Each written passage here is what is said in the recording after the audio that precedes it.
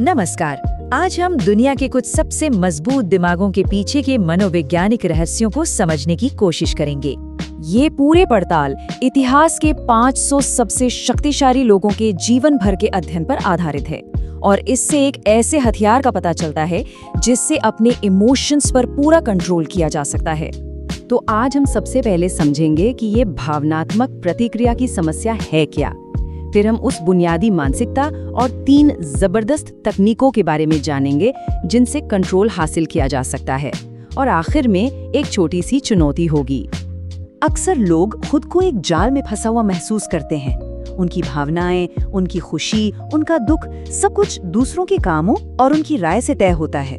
सोचिए, online like से लेकर असल जिंदगी में होने वाली आलोचना तक सब कुछ हम पर हावी हो जाता है। तो यहाँ लक्ष्य सिर्फ कुछ देर के लिए अच्छा महसूस करना नहीं है, बल्कि लक्ष्य है अपने अंदर एक ऐसा स्विच लगाना जिससे इमोशंस पर पूरा कंट्रोल हो। ये वही राज है जो मशहूर उद्योगपति एंड्रयू कार्नेगी ने लेखक नेपोलियन हिल को बताया था। ठीक है, तो चलिए इस सबसे जरूरी सिद्धांत को गहराई से समझते हैं। और मजे की बात यह है कि इसकी शुरुआत एक बहुत बड़ी नाकामी से हुई थी। ये कहानी शुरू होती है 1937 में। 20 साल की कड़ी मेहनत के बाद नेपोलियन हिल ने अपनी किताब पूरी की, लेकिन उन्हें हर प्रकाशक से सिर्फ एक ही जवाब मिला, नहीं।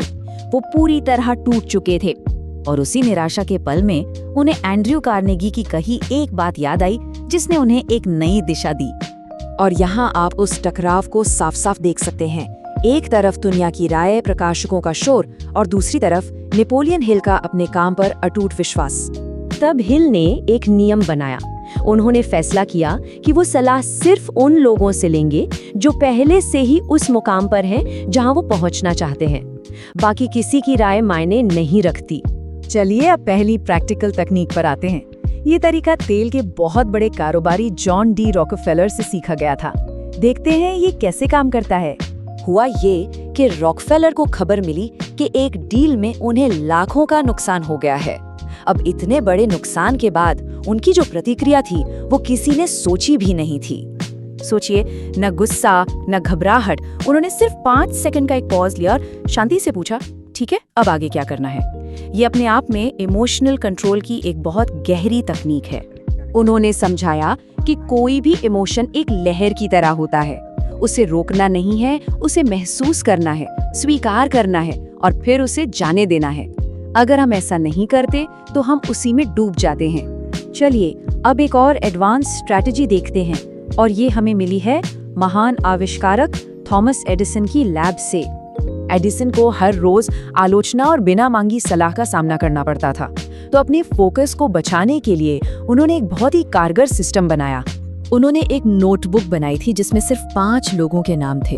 ये वो लोग थे जिनकी राय उनके लिए सच में मायने रखती थी और इन 5 लोगों को चुनने के उनके कुछ साफ नियम थे। अब इस बात में जो सबसे कमाल की चीज है वो है आजादी। इस बात की आजादी कि हमें हर किसी को अपनी सोच या अपना नजरिया समझाने की कोई जरूरत नहीं है। अब हम आते हैं आखिरी तकनीक पर जो असल में ताकत का सबसे बड़ा रूप है और इसका प्रदर्शन किया था अमेरिकी राष्ट्रपति थियोडोर रूजवेल्ट ने। रूजवेल्ट को लगातार विवादों का सामना करना पड़ता था, तो उन्होंने एक सिंपल सा नियम बना लिया। वो सिर्फ उन लड़ाइयों में अपनी ऊर्जा लगाते थे जो सीधे उनके मुख्य मिशन से जुड़ी होती थीं। बाकी सब कुछ वो नजरअंदाज कर देते थे। तो यहाँ सबसे जरूरी बात यह है कि हर बात पर रिएक्ट करना, हर बहस में पड़ना असल में कमजोरी की निशानी है। असली ताकत ये चुनने में है कि अपनी एनर्जी कहाँ लगानी है और कहाँ नहीं। तो ये 3 तकनीकें, रीसेट, फिल्टर और शील्ड, बहुत शक्तिशाली है, लेकिन ये तभी काम करती हैं जब इन्हें असल जिंदगी में लागू किया जाए।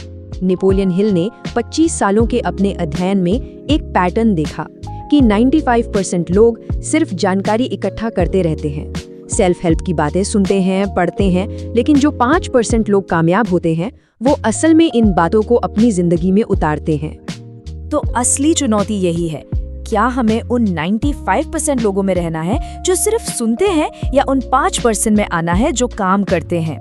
ये फैसला सिर्फ निष्क्रिय सीखने को एक सक्रिय अभ्यास में बदल सकता है। और इसी के साथ एक आखिरी सवाल रह जाता है जिस पर हम सबको सोचना चाहिए। हमारी जिंदगी को क्या चीज परिभाषित करती है, जो हम जानते हैं या जो हम करते हैं?